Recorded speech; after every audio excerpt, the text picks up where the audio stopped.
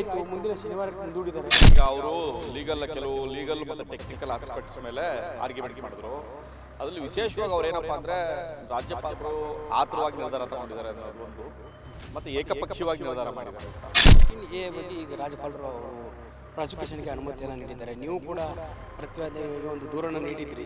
ಈಗ 17A ಏನಕ್ಕೆ ಯಾವ ಕಾರಣಕ್ಕೋಸ್ಕರ ಅಂತಂದರೆ ಇನ್ವೆಸ್ಟಿಗೇಷನ್ ಮಾಡಬೇಕು ಅಂತ, ಇನ್ವೆಸ್ಟಿಗೇಷನ್ಗೆ ಅವಕಾಶ ಕೊಟ್ಟಿರೋದು ಅವರು ರಾಜ್ಯಪಾಲರು. ಸೊ ಅದ್ರ ಪ್ರಕಾರ ಪ್ರಾಸಿಕ್ಯೂಷನ್ ಪರ್ಮಿಷನ್ ಕೊಟ್ಟಿದ್ದಾರೆ. ಸೊ ಈಗ ಆಗಬೇಕಾಗಿರೋದೇನು, PCR ಮ್ಯಾಟರ್ ರೆಫರ್ ಆದರೆ ಇನ್ವೆಸ್ಟಿಗೇಷನ್ ಆದರೆ ಇನ್ವೆಸ್ಟಿಗೇಷನ್ಗೆ ಪರ್ಮಿಷನ್ ಕೊಡೋದು. ಇನ್ವೆಸ್ಟಿಗೇಷನ್ ಆದರೆ ಸತ್ಯವರ CM ಸಿದ್ದರಾಮಯ್ಯ ಅವರ ಮಧ್ಯಂತರ ತಡೆ ಆದೇಶವನ್ನು ಈಗ ಕೋರ್ಟ್ ಕೂಡ ಮುಂದೂಡಿದೆ. ಈ ವಿಚಾರಕ್ಕೆ ಸಂಬಂಧಪಟ್ಟಂತೆ ಮಾತನಾಡಿ ನಮ್ಮ ಜೊತೆ ಮೊದಲ ಪ್ರತಿವಾದಿ ಅಂತ ಪ್ರದೀಪ್ ಸರ್ ಇದ್ದಾರೆ. ಪ್ರದೀಪ್ ಸರ್ ಮಾತಾಡ್ಸೋಣ. ಸರ್, ಇವತ್ತು 2ನೇ ಹಿಯರಿಂಗ್ ಆಯಿತು, ಮುಂದಿನ ಶನಿವಾರಕ್ಕೆ ಮುಂದೂಡಿದ್ದಾರೆ.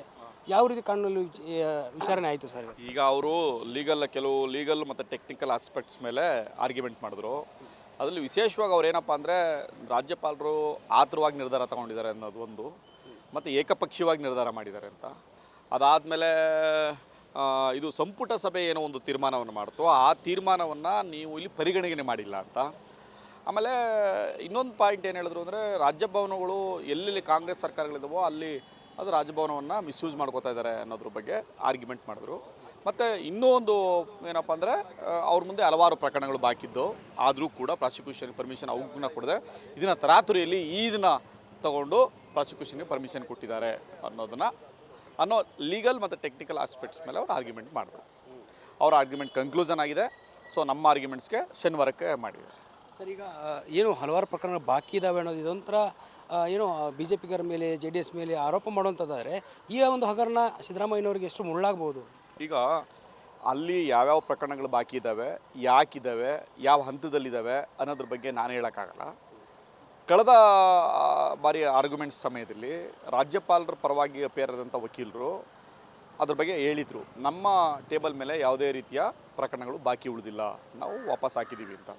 ಸೊ ಅದ್ರ ಬಗ್ಗೆ ಅವರೇ ಕ್ಲಾರಿಫಿಕೇಷನ್ ಕೊಡಬೇಕು. ಅದನ್ನು ಆರ್ಗ್ಯುಮೆಂಟ್ ಸಮಯದಲ್ಲಿ ಅವ್ರು ಹೇಳ್ತಾರೆ ಏನಿದೆ, ಯಾವ ಹಂತದಲ್ಲಿದೆ ಅಂತ.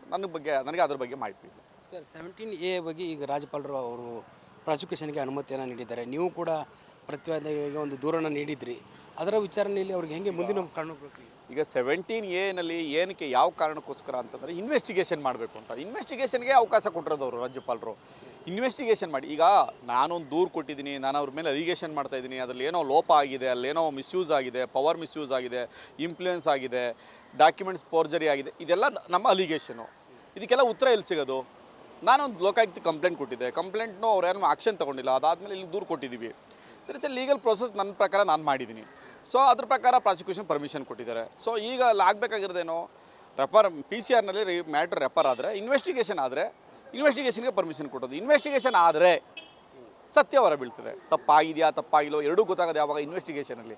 ನಾವು ನಮ್ಮ ಆಪಾದನೆಯನ್ನು ಮಾಡ್ತಾ ಇದ್ದೀವಿ. ಅಲ್ಲಿ ಆರೋಪ ಸಾಬೀತಾಗಬೇಕು ಅಂದರೆ ಇನ್ವೆಸ್ಟಿಗೇಷನ್ ಆಗಬೇಕು. ಇನ್ವೆಸ್ಟಿಗೇಷನ್ ಆದರೆ ಆ ಸಂದರ್ಭದಲ್ಲಿ ಸತ್ಯ ಹೊರ ಬೀಳ್ತದೆ. ಸರ್, ಈಗ ಇನ್ವೆಸ್ಟಿಗೇಷನ್ ಆಗಬೇಕು ಅಂತ ನೀವು ಹೇಳ್ತಿದ್ದೀರಿ, ಲೋಕಾಯುಕ್ತ ತನಿಖೆಯನ್ನು ಮಾಡಿಲ್ಲ, ಯಾವುದೇ ವರದಿ ನೀಡಿಲ್ಲ ಅಂತ ಅವ್ರು ಹೇಳ್ತಾರೆ. ಒಬ್ಬರು ನಾಗರಿಕ ಒಂದು ತರಾತುರಿಯಲ್ಲಿ ದೂರನ ಕೊಟ್ಟರೆ ಅದನ್ನು ಪರಿಗಣಿಸ್ತಾರೆ ಅಂತ ರಾಜ್ಯಪಾಲರ ವಿರುದ್ಧವೇ ಇವತ್ತು. ಈಗ ನಿಮ್ಮೆಲ್ರಿಗೂ ಗೊತ್ತಿದೆ, ನಾನು ಪದೇ ಹೇಳ್ತಾ ಬಂದಿದ್ದೀನಿ, ನಾನು ಡಿಸೆಂಬರಲ್ಲೇ ಕೊಟ್ಟಂಥವ್ನು ಚುನಾವಣೆ ಇದು ರಾಜಭವನಕ್ಕೆ ದೂರನ್ನು ಕೊಟ್ಟಂಥದ್ದು. ಸರಿಸುಮಾರು 7-8 ತಿಂಗಳಾಯಿತು. ಅಲ್ಲಿಂದ ಇಲ್ಲಿಯವರೆಗೆ, ಡಿಸೆಂಬರ್ ತಿಂಗಳಿಂದ ಇಲ್ಲಿವರೆಗೆ ಅನೇಕ ಹಂತದಲ್ಲಿ ಅನೇಕ ದಾಖಲಾತಿಗಳನ್ನು, ಅನೇಕ ವಿಷಯಗಳನ್ನು ನನ್ನ ಜೊತೆ ಚರ್ಚೆ ಮಾಡಿದ್ದಾರೆ. ಸೊ ಹಾಗಾಗಿ ತರಾತುರಿಯಲ್ಲಿ ಮಾಡಿರ್ತಕ್ಕಂಥದ್ದಲ್ಲ. ಯಾಕೆಂದರೆ ಅಲ್ಲಿದ್ದು ಆಮೇಲೆ ನೀವು ನೋಡಿ, ರಾಜ್ಯಭವನಕ್ಕೆ ನಾನು ಕಂಪ್ಲೇಂಟ್ ಕೊಟ್ಟ ಮೇಲೆ ಅವ್ರು ನೋಟಿಸ್ ಕೊಟ್ಟಿದ್ದಾರೆ.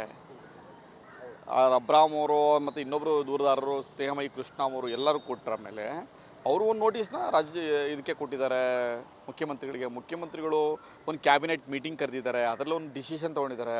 ಅದಾದಮೇಲೆ ಸುದೀರ್ಘವಾದ ಉತ್ತರ ಕೊಟ್ಟಿದ್ದಾರೆ, 50 ಪೇಜ್ 60 ಪೇಜ್ ಉತ್ತರ ಕೊಟ್ಟಿದ್ದಾರೆ.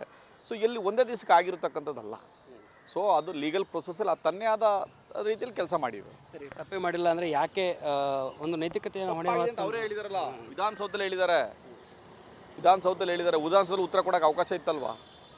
ವಿಧಾನಸೌಧದಲ್ಲಿ ಉತ್ತರ ಕೊಡೋಕೆ ಅವಕಾಶ ಇತ್ತಲ್ವಾ? ಯಾಕೆ ಉತ್ತರ ಕೊಡದೆ ಓಡೋದ್ರು?